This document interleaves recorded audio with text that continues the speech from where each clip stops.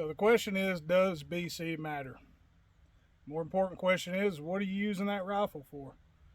If you're just out here shooting, let's take 204 Ruger for example.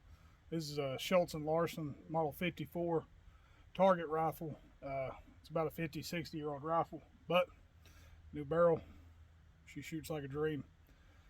This bullet right here is a 24 grain NTX. It's designed to be fast, loud, and explode when it hits things, and it does a very good job of it. It doesn't carry a whole lot of energy out past 200-300 yards, but still something hitting you 1900 feet a second, it's going to do some damage, especially on a prairie dog or something like that. This BC is pretty much non-existent. I don't even see a BC on here. But if you're prairie dog hunting, something like that, inside 300 yards, I wouldn't worry about BC any. I would just pick an accurate bullet and get a consistent velocity with good extreme spread, and you're ready to go. Now, when we do competitions out here, and everybody's shooting 6mm, 6.5s, a couple people shooting 25s, stuff like that, BC is going to play. It's going to play a factor, because if I'm shooting a 220 grain round nose out of a 308, then any bit of wind hitting that bullet, moving as slow as it is going to have a huge effect on it. Now, if I'm shooting a 175 grain Match King, which is going to have a higher BC than that 225 grain or 220 grain round nose, then I'm going to have a whole lot more forgiveness in the wind. So for target shooting, a lot of people, when they first get into shooting long range, they go straight to midway or straight to mid-south shooters, and they just look through the BC numbers, don't look at the bullet, hardly any at all, look at the reviews or anything, and just whichever's the highest number. I think for a 6.5 Creedmoor, the A-tips are somewhere in the 600s, 680s maybe for a 6.5, something like that. And they'll buy that bullet, and they'll only shoot that bullet. They'll never try another bullet. Some of my best shooting rifles that I have, I've tried probably 10 different bullets in them. Jason, I've loaded some rifles in his. I've tried some bullets I couldn't get to shoot 4-inch groups at 100 yards, and other ones were shooting 2-inch groups at 300 yards. Every rifle likes something different, and it could be the exact same rifle. If I got this one's brother, it might shoot a 40 grain bullet 10 times better than it shoots a 32 grain bullet. Manufacturers, they have, take for example a Berger. Most of the time Berger has a shorter ogive on their bullets, which means they want to be closer to the lands, or even, I wouldn't say jammed into the lands, but kissing the lands, just at dead zero. And BC, it comes into a factor when you're target shooting, but don't base your bullet choice on the BC that bullet has. A good bullet is better than a high BC bullet. For example, one of my 6.5 Creedmoors, most people are shooting 147 ELDs with a BC of 613, and I'm shooting a Lapua 139 grain CNAR, and its BC is 547, I believe, but it shoots absolutely lights out.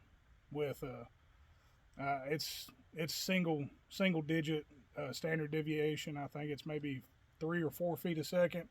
Extreme spread of 12 feet a second. No, it was 9 feet a second.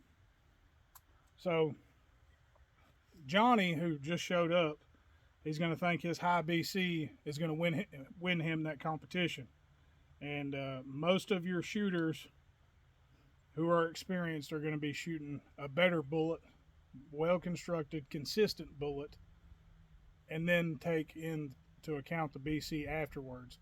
Now, if you're hunting here in the eastern United States, I wouldn't pay attention to BC not one bit, because I can shoot 1,000 yards all day long. But I think the furthest, I do depredation permits for farmers, and I think the furthest I shot a deer last year was how far?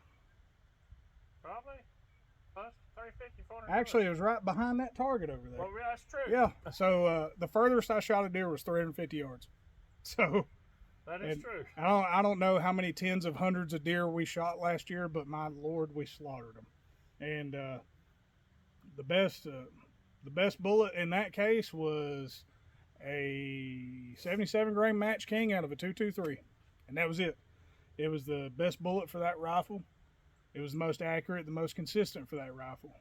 And now, if you're hunting out west and you're going to be shooting deer and elk at 1,000 yards, which I completely disagree with.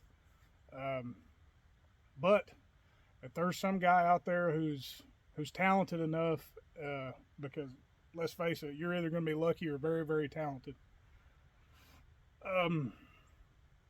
If they can do it, good on them. If you're 100% confident taking that shot, then good on you.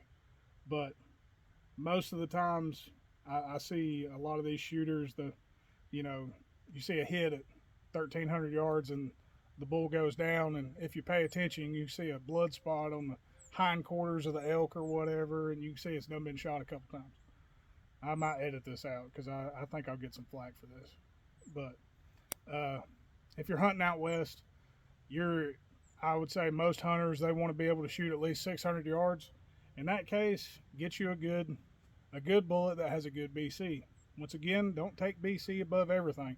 In no situation should BC be your number one determining factor for choosing a bullet.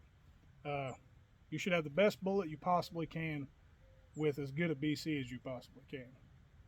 And hell, if it was me, I mean, gravity is the easiest thing for us to account for. BC helps you in the wind, but if you're having a hard time making a shot at, let's say, 300, 400, 500 yards, and you're doing your first 1,000-yard competition, upping your BC isn't going to help you. It's not going to help you any. There's a whole lot of tips and tricks on YouTube on teaching you how to shoot. But it's really not even teaching you how to shoot. It's teaching you how to interpret what you're seeing.